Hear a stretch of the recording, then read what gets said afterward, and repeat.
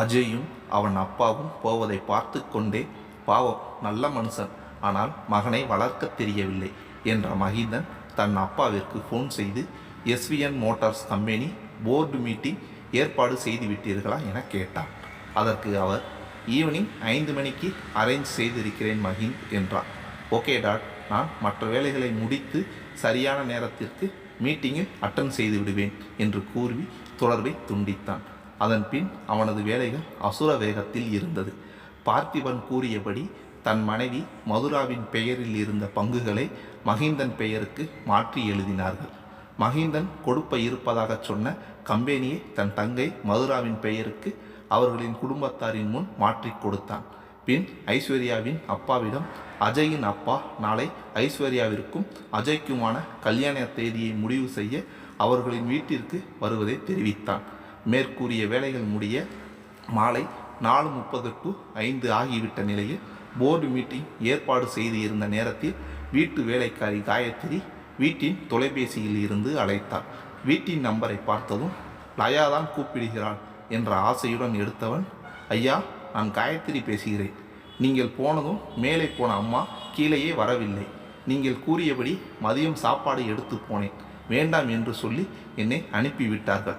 அதனால்தான் என்ன செய்ய என்று தெரியாமல் உங்களுக்கு ஃபோன் செய்தேன் என்றான். மகிந்த் நேற்று காயத்ரியை கூப்பிட்டு, நான் வெளியில் வேலையாக போயிருக்கும் நேரத்தில் லயாவை பத்திரமாக பார்த்து கொள்ளும்படியும் நேரத்திற்கு அவளை சாப்பிட வைக்கும்படியும் சொல்லியிருந்தான். எனவே அவள் இப்பொழுது லயா சாப்பிடாத விஷயம் தெரிந்தால் எங்கே தம் முதலாளி தன்னை வைவானோ என்று அவனுக்கு ஃபோன் போட்டு சொல்லிவிட்டாள். ஓகே, நான் அவளிடம் பேசிக்கொள்கிறேன் என்றவன் தொடர்பை துண்டித்து அவர்களின் அறையில் இருந்த தொலைபேசிக்கு தொடர்பு கொண்டான். இன்னமும் லயாவின் மொபைலை அவளுக்கு கொடுக்கவில்லை. சிறிது நேரம் கழித்து ஃபோனை எடுத்த லயாவின் குரலில் தூங்கி எழுந்தவளின் தூக்க கலக்கமான ஹலோ என்ற குரல் கேட்டது. லயா என்ற அவனின் குரலில் சற்று நிதானித்தவள், சொல்லுங்கள் என்று ஒற்றை வார்த்தையில் பதில் கொடுத்தாள். நீ மதியம் சாப்பிட கீழே போகவில்லையாமே, ஏன் போகவில்லை என்று கேட்டான். ஒரே வரியில் பதில் கொடுத்தாள், நான் தூங்கிவிட்டேன் என்று. திரும்பவும், அதென்ன, மதியம் சாப்பிடக்கூட போகாமல் ஃபோன் மணி ரொம்ப நேரம் அடித்தும் கூட எந்திரிக்காமல் என்ன தூக்கம், ஆர் யூ ஓகே என்று கேட்டான் அவளிடம். உடனே கவிலையா, எல்லாம் உங்களால் தான். நேற்று என்னால் தூங்கவே முடியவில்லை. காலையிலும் சீக்கிரமாகவே எழுந்து விட்டதால் எனக்கு இப்படி தூக்கமாக வந்துவிட்டது என்றாள். பாவம், அவள் கூறியதன் அர்த்தமோ நேற்று இரவு அவனுடன் ஒரே அறையில் ஒரே பெட்டில் அவனுடன் தூங்க பயந்து கொண்டு இருந்ததை அவள் அந்த லட்சணத்தில் சொல்லி வைத்தாள் அவனிடம். அவள் அவ்வாறு கூறியதும், என்னாலையா பேபி, அப்போ நான் உன் கூட என்ஜாய் பண்ணியது எல்லாம் கனவில் இல்லையா, உண்மையாகவே நமக்குள் எல்லாம் முடிந்து விட்டதா பேபி என்று குலைந்தபடி கேட்டான் அவளிடம். அவன் அவ்வாறு கேட்டதும் தான் அவள் கூறிய விதம் இன்னும் ஒரு அர்த்தத்தை உணர்ந்தவள் உதடு தந்தியடித்தது. அதை தன் பற்களால் இறுக்கி தன்னை சமாளித்து கொண்டவள் வார்த்தைகளில் எரிச்சலை வேண்டுமென்றே வரவழைத்து கொண்டு கோபத்துடன் பேசுவது போல், இப்பொழுது நீங்கள் எதற்கு கூப்பிட்டீர்களோ அதை மட்டும் சொல்லுங்கள். தேவையில்லாமல் பேசி என்னிடம் வம்பிழுத்து வாங்கி கட்டிக்கொள்ளாதீர்கள் என்று கூறினான். நான் வம்பிழுத்தால் நீ என்னை கட்டிக்கொள்வாயா? உன்னுடன் என்னை நீ கட்டிக்கொள்வதென்றால் நான் வம்பிழுத்து கொண்டே இருப்பேன் பேபி என்றான் குலைவுடன். அவன் அவ்வாறு கூறியதும் விதிர்விதிர்த்து போன லயா டக்கு என்று தொடர்பை துண்டித்தாள். அவளுக்கு முகம் சிவந்திருந்தது. அச்சோ, இப்படியெல்லாம் எப்படித்தான் இவனால் பேச முடிகிறதோ என்று கோபத்துடன் சொல்லி கொண்டாள். இருந்தாலும் அவளின் மனதின் ஒரு ஓரம் அவனின் சரசமான வார்த்தைகள், அவள் அவனுக்கானவள் என்று தன் நெஞ்சில் தொட்டு கொண்டிருந்த மாங்கல்யம் அவளுக்கு உணர்த்துவதை அறிந்த அவளின் உடலில் எதிர்பார்ப்புடன் கூடிய ஒரு நடுக்கம் பிறந்தது. அவளது உதடுகள், இவன் ஏன் எனக்கு வில்லனாக அறிமுகமானான்? முதலிலே எனக்கு காதலனாக ஏன் அறிமுகமாகாமல் போனான்? இப்பொழுது என்னால் மகிந்தனை முழு மனதுடன் ஏற்கவும் முடியவில்லை. ஆனால் கணவன் என்ற உரிமையில் என்னால் அவனை ஒதுக்கவும் முடியவில்லையே. ஒருபுறம் மனது அவனுக்காக ஏங்குகிறது, மறுபுறம் அவனை வெறுக்கிறது என்று தலையை பிடித்தபடி உட்கார்ந்தாள். திரும்பவும் தொலைபேசி ஒலி எழுப்பவும் தயக்கத்துடன் காதில் எடுத்து வைத்தவளிடம், ஓகே லயா, உன் இஷ்டம் போல் நீ தூங்கலாம், ஆனால் அதற்கு முன் சாப்பிட்டு விட்டு தூங்கு என்றவன் இச் என்ற சத்தத்துடன் தன் முத்தத்தை கொடுத்துவிட்டு தொடர்பை துண்டித்தான். இங்கு லயாவிற்கு தூக்கம் பறந்து ஓடிவிட்டது. முகம் கழுவி கீழே சென்றவளை பார்த்ததும் வாயில் இருந்த அத்தனை பற்களும் தெரிவது போல் சிரித்த காயத்ரி, ஐயா சொன்னதும் தட்டாமல் சாப்பிட வந்து விட்டார்கள் என்று மனதிற்குள் நினைத்து கொண்டு அவளுக்கு சாப்பாட்டை எடுத்து வைத்தார். லயாவும் தனியாக சும்மா உட்கார்ந்து கொண்டு இருந்தால் தேவையில்லாத எண்ணம் வந்து பாடாய்ப்படுத்தும். எனவே கீழே இறங்கி வந்தார். வரும்போது மகிந்தன் இல்லாததாலும் கவனத்தை திசை திருப்பும் நோக்குடனும் வீட்டின் அழகை கண்களால் சுற்றி பார்த்து அதிசயத்துடன் பார்த்தாள். அவள் நேற்று இங்கு வரும்போது அவள் மனதிற்குள் பலவித பயம் மிரட்சி இருந்தாலும் இன்று காலை பேட்டி எடுக்கப் போவதனால் வந்த டென்ஷனாலும் பின் மகிந்தன் போன பின் நேற்று இரவு சரியாக தூங்காததாலும் மனச்சோர்வினாலும் எதையும் ஆராய்ந்து பார்க்காமல் உடைமாற்றி படுத்தவள் தூங்கிவிட்டாள். இப்பொழுதுதான் அவள் இருக்கும் வீட்டின் அழகை கவனித்தாள். பளிங்கு மாளிகையாக அது இருந்தது. வீட்டின் ஹாலில் மையத்தில் தொங்கவிட்டிருந்த சாண்டிலியன் விளக்கின் அழகும் உயர்ந்த சீலிங்கும் வரவேற்பு அறையில் இருந்து தொடங்கிய படிக்கட்டின் அழகான வேலைப்பாடுள்ள மரத்தாலான கைப்பிடி படிக்கட்டின் ஒரு புறம் ஆரம்பித்து மாடியின் தளத்துடன் வந்து முடியாமல் மாடிக்கு பால்கனி தடுப்பாக விசாலமான வரவேற்பு அறையின் மேல் வட்ட வடிவில் ஓடி மற்றொரு படிக்கட்டின் கைப்பிடியாக இறங்கி கீழே சென்று முடிந்திருந்தது. கீழே சென்றவள் அங்கு மாட்டப்பட்ட கட்டங்களுக்குள் அடங்கியிருந்த ஓவியங்களை பார்த்தபடி இறங்கியவள் அழகான தங்க நிற பிரேமினுள் இருந்த அவளின் ஓவியத்தை அப்பொழுதுதான் உற்று பார்த்தாள். முதல் பார்வைக்கு புகைப்படம் போலவே இருந்த அந்த படத்தை நெருங்கி பார்த்ததும் தான் தெரிந்தது அது அவளின் புகைப்படம் அல்ல, தனது ஓவியம் என்பதை உணர்ந்தவள் ஆர்ட் பை மகிந்தன் என்று இருந்த எழுத்தை கண்டதும் அசந்து போனாள். ஏனெனில் முதல் நாள் அவள் வேலைக்கு வர சிரத்தையுடன் அவள் தேடி பிடித்து வாங்கிய உடையில் அது இருந்தது. இந்த அளவிற்கா அவனின் மனதில் நான் பதிந்துள்ளேன் என்ற அலை மனதில் அடித்தது. காயத்ரி, அம்மா சாப்பாடு எடுத்து வைத்து விட்டேன், ஆறிவிடும் வாருங்கள் என்று கூப்பிடவும் சாப்பாடு மேசை நோக்கி சென்றாள். அங்கு லயாவுடன் பேசிவிட்டு தொடர்பை துண்டித்தவன் முகத்தில் புன்சிரிப்பு குடியேறியது.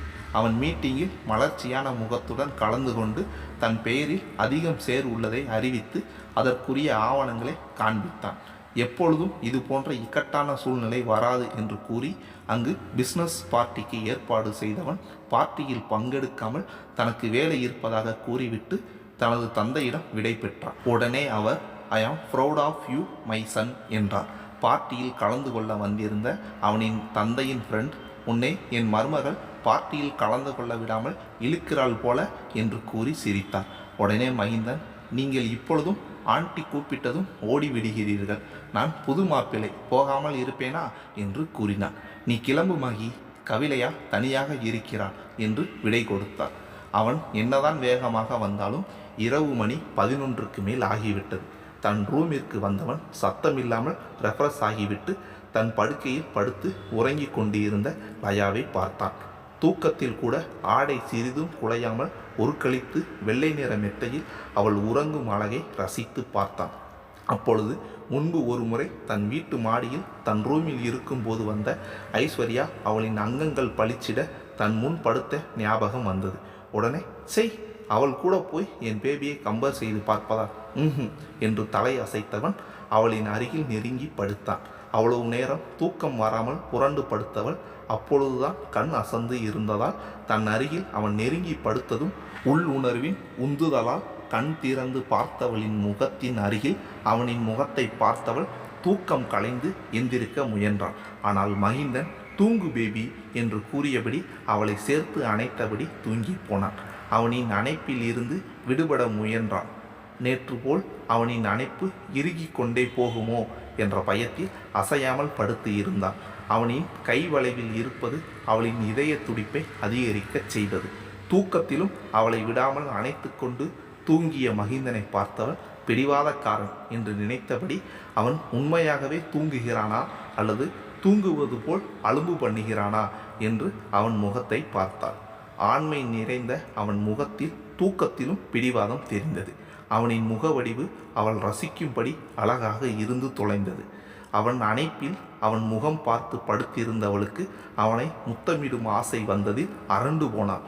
எனவே கண்களை மூடி அவன் முகம் பார்க்கக்கூடாது என்று முடிவெடுத்தாள். ஆனால் அவனின் அணைப்பில் அவள் உடல் இலகி பதிலுக்கு அவள் கைகளும் அவனை அணைத்து கொள்ள தூண்டுவதை அறிந்தவளுக்கு வெட்கமும் நடுக்கமும் ஏற்பட்டது. அவள் அசைந்ததும் மகிந்தன் தூக்க கலக்கத்துடன் தூங்கு, சும்மா அசைந்து அசைந்து உசுப்பேற்றாதே என்று கூறியவன் மேலும் அவளை தன்னுடன் இறுக்கி அவளின் உச்சந்தலையில் முத்தமிட்டவன் தூங்கிவிட்டான். அவன் அசைந்து உசுப்பேற்றாதே என்று கூறவும் அசைய பயந்து அப்படியே படுத்தவள் தன்னையும் அறியாமல் உறங்கிவிட்டான்.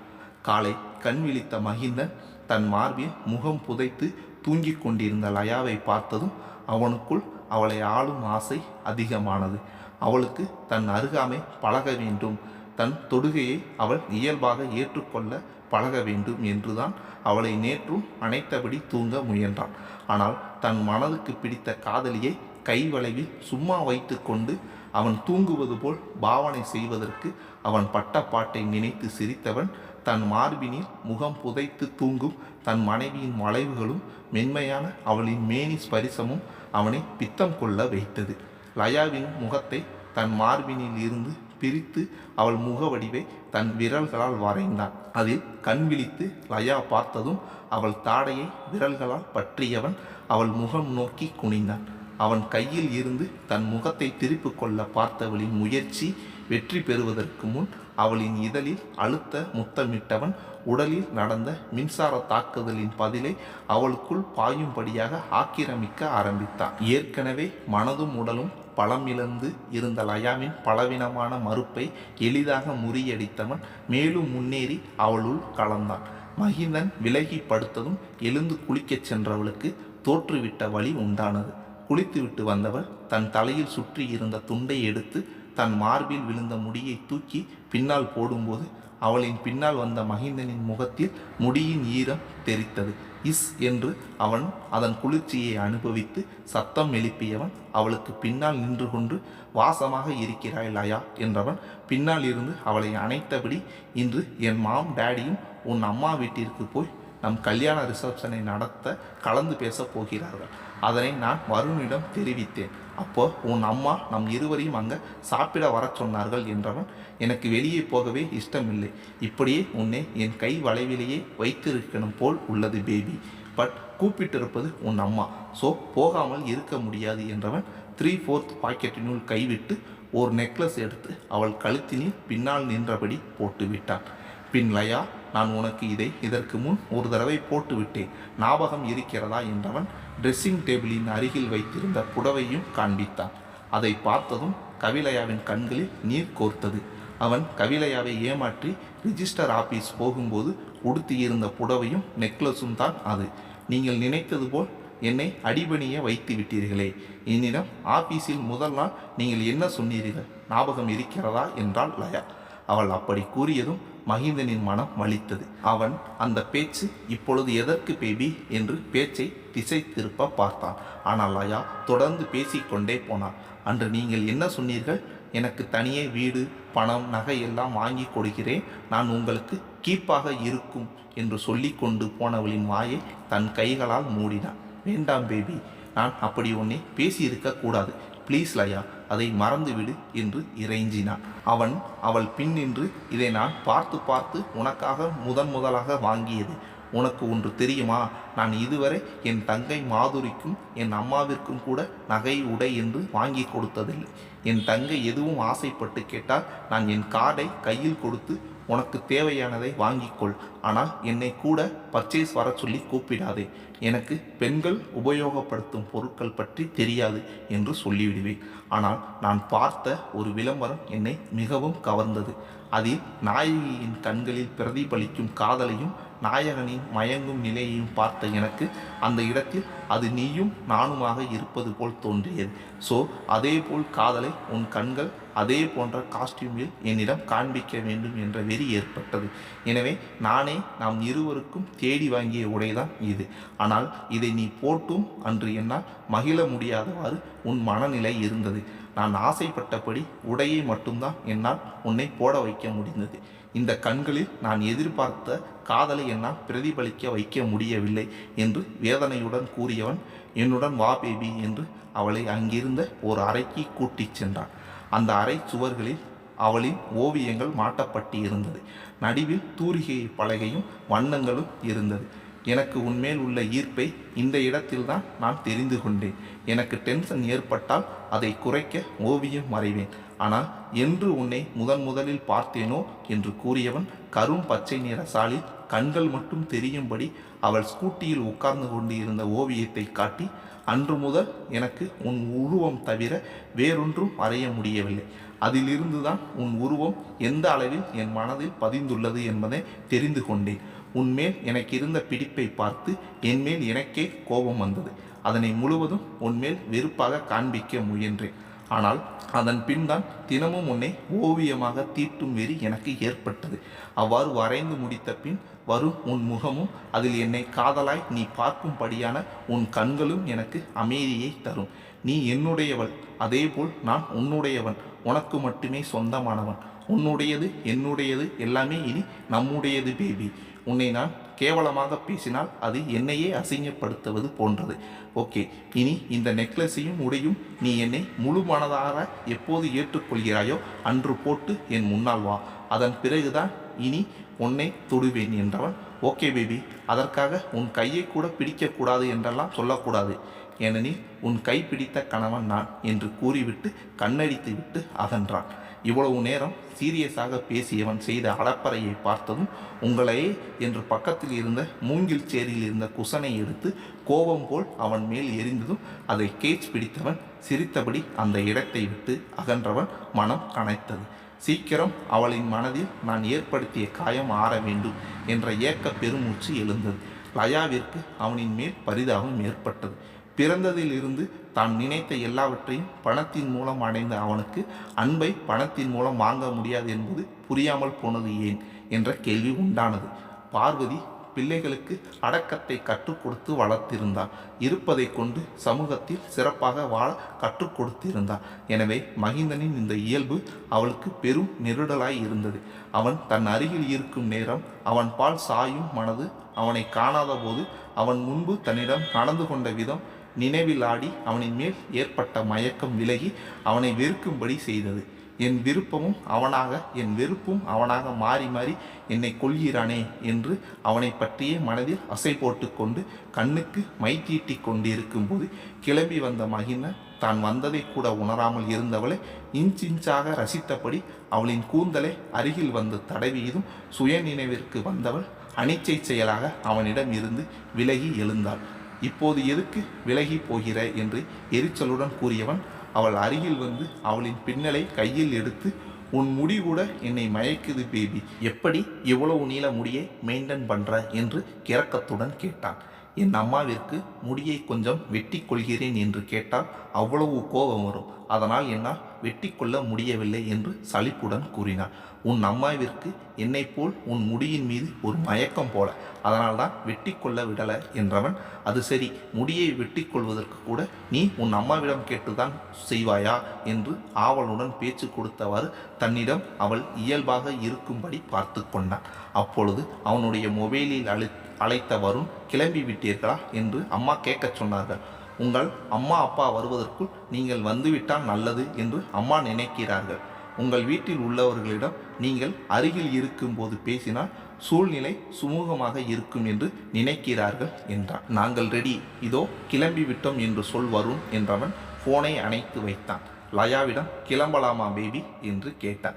அதற்கு லயா என்று சொல்லியபடி அவனுடன் தன் வீட்டிற்கு போகும் ஆர்வத்தில் வேகமாக முன் செல்ல பார்த்தவளை கைப்பிடித்து கூட்டி வந்தவன் காரின் முன்பக்க கதவை திறந்து அவளை அமரச் சொன்னவன் சுற்றி வந்து டிரைவர் இடத்தில் அமர்ந்து காரை எடுத்தான் புன்னகையுடன். காரின் எஃப்எம்ஐ இயக்கி பாடலை ஓடவிட்டான்.